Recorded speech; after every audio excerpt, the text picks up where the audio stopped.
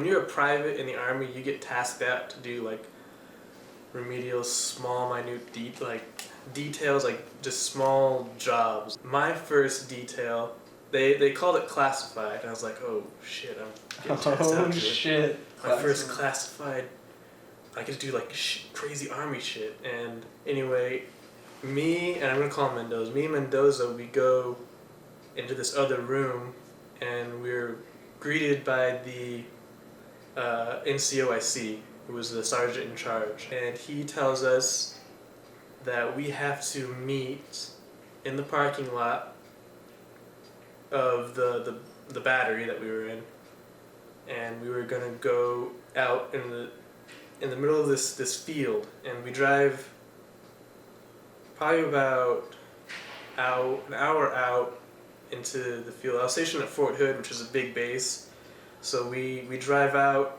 into the field, and when we get there, you smelled farm animals before, like you've been to a petting zoo, you smell the hay and smells like hay and first I just assumed that it's just how the area smells because there's cow pies everywhere. And then I start hearing the goats, and they didn't tell us that. They told us we were guarding something, but they didn't tell us it was goats because it's supposed to be classified. And when we get there, there's this huge tent, and there's about 60 to 70 goats in this huge tent. What they were for was they were for medical training, and what they would do was they would all the medics would perform like live surgeries on these goats. I see. And it's messed up because the goats are still alive if they're doing it. Like they would saw off a goat's leg and try and stop the bleeding and all that, and none of the goats survived. Like the first, we were on the night shift, so we would make sure nothing bad happened to the goats before the medics got there. And when we had to do inventory, and we had to go in and count how many goats there were, and I was the first one to count, and I counted about 70. And the next day, I count like 15, and we were there for 3 days. They had gone through so many goats the first night. Oh, I thought they went missing during the night. Oh, no. We weren't there for the training, like the medical training.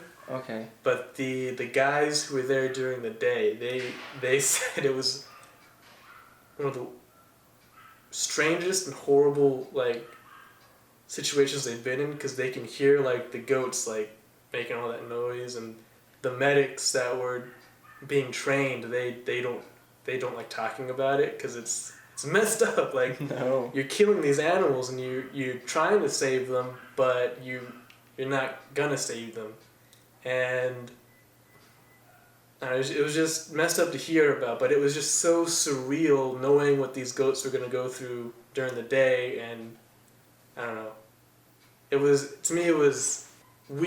a nice introduction to the Army for it being my first detail, because it's something that you would never thought you would end up doing that you did, and that was pretty much like my whole Army career, like stuff I never thought nobody thinks about doing that you end up doing, and you don't regret doing it.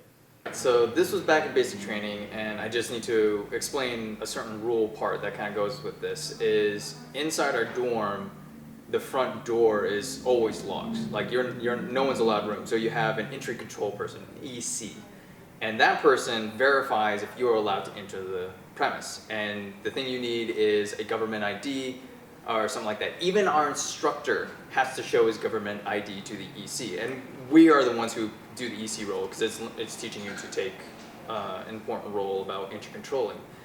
And so there's the door, you see the window right there, so the person will put their ID up, they verify what is your name, what is your last four of your social, all right, you're good, and then they open the door.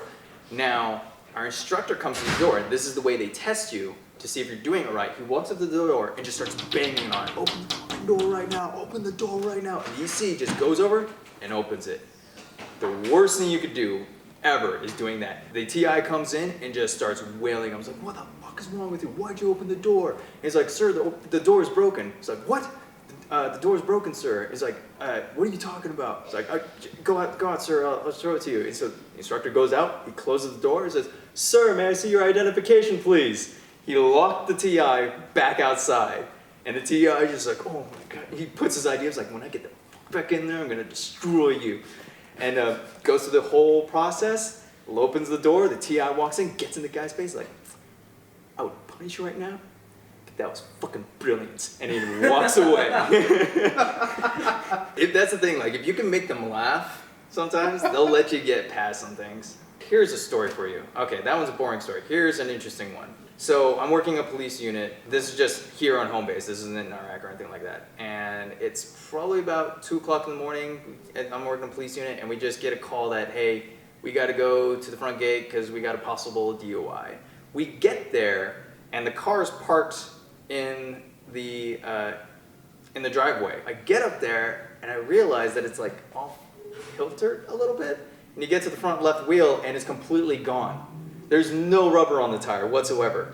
And like you look over the guy and he's just gone. Like you don't know where he's at. He's just like, oh, you guys, I just want to thank you. Like, thank you guys for helping me out. This guy's really, really wasted. So I end up talking to the EC and he's just like, yeah, I come outside and I just hear this grinding noise and this guy just pulls up and I'm like, you know your wheel's gone, right? He's like, is it really? Like this guy didn't even know apparently. We ended up trying to do a breathalyzer test, and the guy's doing this whole taking a deep breath in and holding it in because he knows he's screwed if he blows. And so he fails it too many times, and we give him a couple more tries to do the breathalyzer test. Now, military rule is if you fail too many times, you have to get your blood drawn and stuff. And so far, this guy's been really cool. He's been like, yeah, guys, thank you for helping me out. Thank you for helping me out. And then once he found out, it's like, oh, you're gonna take my blood? He flipped over. He's like, I came to you guys for help, and you guys are screwing me over. It's like you're gonna suck my blood. You guys are tying me down, suck my blood. It's like, what the frick? This guy, yeah. So he ended up blowing like a .18 or something like that, really freaking high. And this was like hours after we were able to get his blood, so it was probably higher beforehand. Yeah, we actually had a guy show up without a tire. He drove from Spokane, which is probably a good like 10 miles away. And stuff. He actually drove from downtown to the base. So who knows where he lost his wheel? Yeah, nobody. Yeah, so that happened once.